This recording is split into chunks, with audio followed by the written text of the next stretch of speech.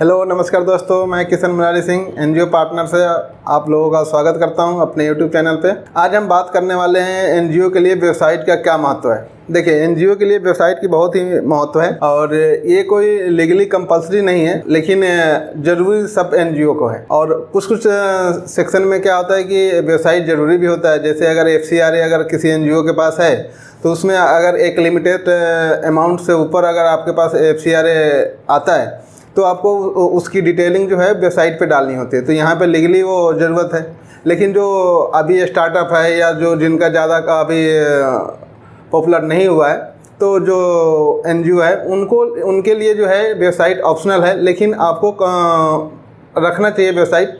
इससे बहुत ही बेनिफिट है। देखिए, वेबसाइट का सबसे बड़ा बेनिफिट तो ये होता है कि आप अपने एनजीओ में जो भी एक्टिविटी करते हैं, जो भी आपके गवर्निंग बॉडी में मेंबर होते हैं, जो भी आपको प्रोग्राम करते हैं, एक्टिविटी करते हैं, उनका गैलरी वो कर सकते हैं, अबाउट अस का उस पर डाल सकते हैं, अपना मिशन विजन बता सकते हैं। क्योंकि आप हर एक आदमी को एक एक करके डिटेलिंग आप अपना नहीं बता सकते, तो इसलिए अभी डिजिटल युग में है, तो इसलिए वेबसाइट सारे एनजीओ को ज़रूरत है।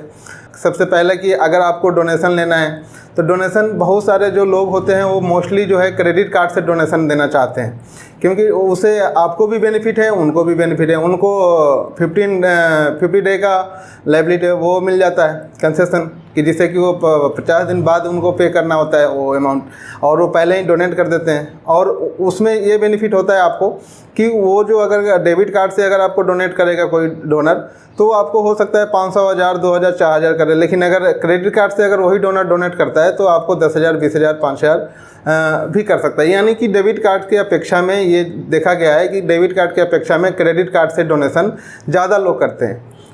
इसलिए सबसे पहला तो आपको कि डोनेशन आपको आ जाएगा। उसके बाद आपके पास जितने भी एक्टिविटी होते हैं उन सब एक्टिविटी को आप अपने वेबसाइट पे डाल सकते हैं, लोग देखेंगे। क्योंकि जब तक आपका पोर्टफोलियो नहीं देखेंगे, एक्टिविटी नहीं देखेंगे, तो डोनेट नहीं करेंगे लोग। अपडेट कर सकते हैं जिससे कि आपके जो भी डोनर होंगे वो इजीली वहाँ पे देख सकते हैं।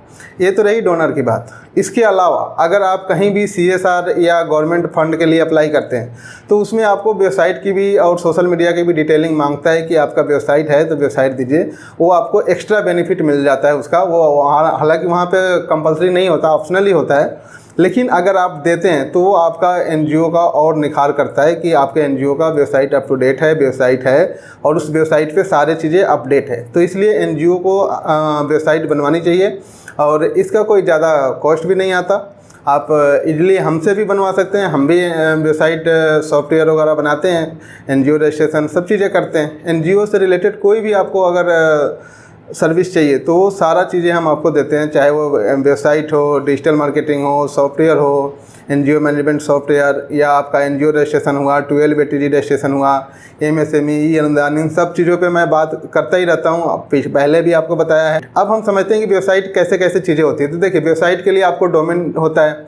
डोमेन मतलब ये होता है कि आप जो भी नाम आपका एनजीओ का होगा उससे रिलेटेड डोमेन आपका बुक करना होता है।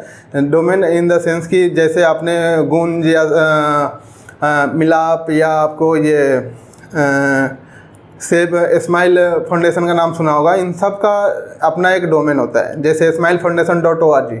और ये एक बात ध्यान रखिएगा कि एनजीओ का वेबसाइट जब आप बनाएं तो अपना डोमेन जो है ना .org के से बुक करें, क्योंकि एनजीओ के लिए सबसे परफेक्ट जो एक्सटेंशन होता है वो org होता है।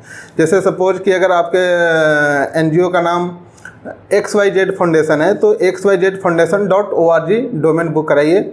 और ये डोमेन हो गया। डोमेन 1 साल के लिए, 3 साल के लिए, 5 साल के लिए बुक हो सकता है। वो डिपेंड करता है कि जो आप बुक कर रहे हैं वो कितना दिन के लिए लेना चाह रहे हैं। 1 साल के लिए कम से कम लेना होता है।